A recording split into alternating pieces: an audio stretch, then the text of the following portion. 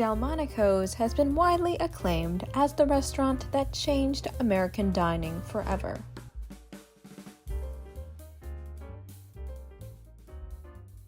Before its opening in the late 1820s, there was very little by way of restaurants available. There were taverns that opened in the 1700s. Oyster cellars and coffee houses could be found relatively easily, but there were no proper sit-down restaurants or cafes in America. Not until two Swiss brothers, John and Peter Delmonico, used $20,000 in gold coins they had saved to open a cafe serving French pastries at 23rd William Street, which they called Delmonico. They opened in 1827 along with help from their nephew Lorenzo, and by 1831 they had evolved into a full-fledged French restaurant, where they expanded into the building next door. They soon found success, and competition sprouted up all over New York City. And it was then that society dining was born. Delmonico's also represented a cultural shift at the time. Before the emphasis on French dining, the best home cooks were preparing traditional British fare. But after New York society took to Delmonico's, tastes quickly changed. In 1835, the original location of Delmonico unfortunately burned down due to a massive fire that swept downtown Manhattan, taking out over 700 buildings.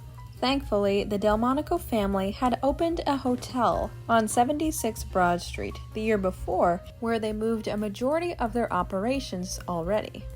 While that was going on, they began construction on a new space at Beaver and William Streets.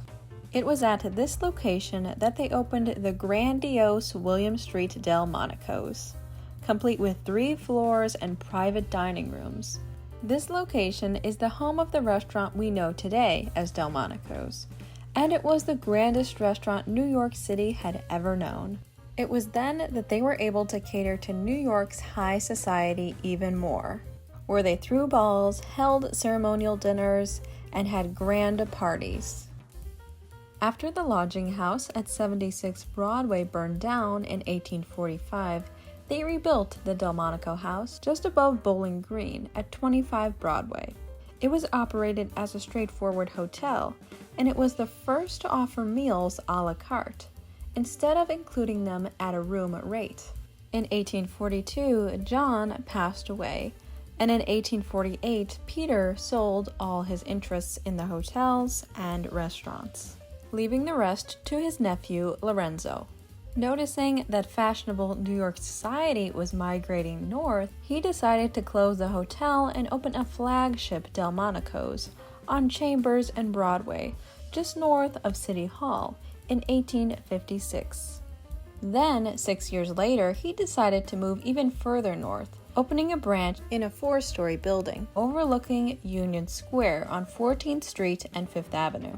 It was here that Lorenzo hired his nephew, Charles Delmonico, to run the show, who in turn hired chef Charles Randhofer, who was considered to be one of the greatest chefs of the day and would work for the restaurant for 35 years, while also inventing hundreds of original dishes.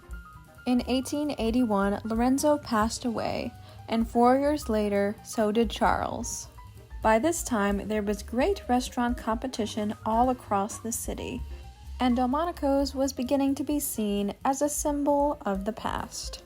In 1899, the final Delmonico's opened on 44th and 5th Avenue. This location was just as fantastic and luxurious as the rest, fitted with ballrooms, private dining rooms, and modern luxuries. But in 1923, all the family-owned Delmonico's unfortunately closed as the company hit financial hardship, and the ownership switched from heir to heir following family deaths. But in 1929, Oscar's Delmonico's opened, in the very location of the Beaver and William Street original Delmonico's, this time under the management of Oscar Tucci. The real Delmonico family was furious, but a judge ruled that the name was in the public domain after the closure of the last restaurant in 1923. And then renamed simply as Delmonico's when bought and owned by different management. Today, Delmonico still stands as an icon of fine and historic cuisine. Delmonico's was a favorite with Jenny Lind, Theodore Roosevelt, Chester Arthur, Mark Twain, Diamond Jim Brady, Arthur Sullivan, Charles Dickens, Nikola Tesla, J.P. Morgan, Oscar Wilde, Napoleon III of France, Abraham Lincoln, JFK, Malcolm Forbes, Jacqueline Kennedy Onassis, Rock Hudson, Elizabeth Taylor, and President Nixon, only naming a few. Now let's discuss the delicious cuisine and amazing dishes that were invented at Delmonico's. By far the most famous for Delmonico's steak, it was added to the menu in 1850 and was served alongside Delmonico's potatoes, which were mashed potatoes covered in cheese and breadcrumbs, and this meal was a favorite of Abraham Lincoln. Chicken a la king, eggs Benedict, and lobster Newburg were also invented there. Now let's view some of the original old menus. Now there were private menus for different catered affairs, and then there were also public menus for daily dining. Here is a look at some of the private menus. We can see that some are in French and some are in English. Typically there would be a French side and then an English side. We can see that there's a lot of favorites of the day, such as filet mignon, lobster Newburg, olives for your appetizer, plum pudding, baked Alaska, and various others.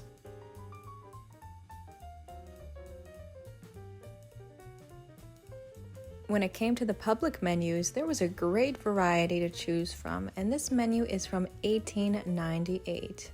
Just take a look at some of these delicious options. Tell me in the comments below which ones you would choose. Now, stepping into a menu from 1899, we see as time changes, so do tastes.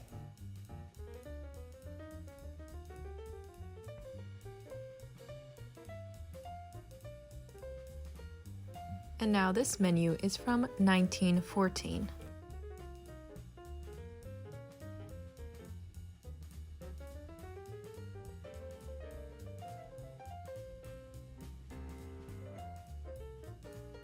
And lastly, let's look at a menu from 1917.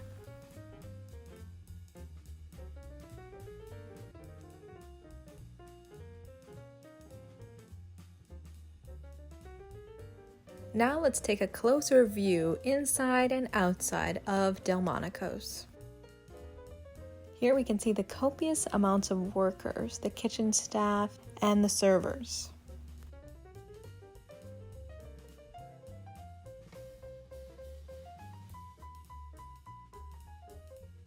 Now for the various locations, all done in beautiful architectural styles.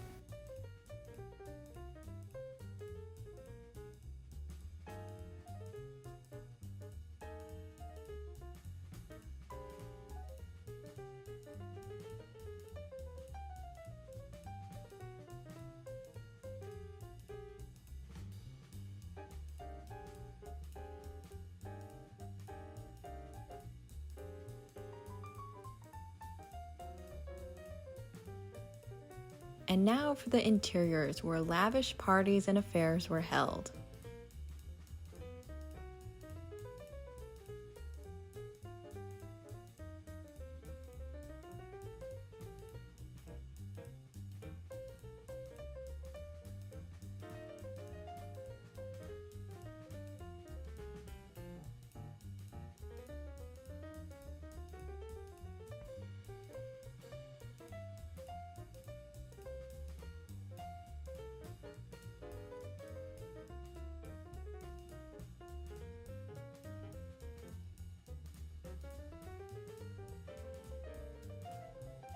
Delmonico's truly is an icon of American history. Thank you so much for watching, everyone. See you in the next video.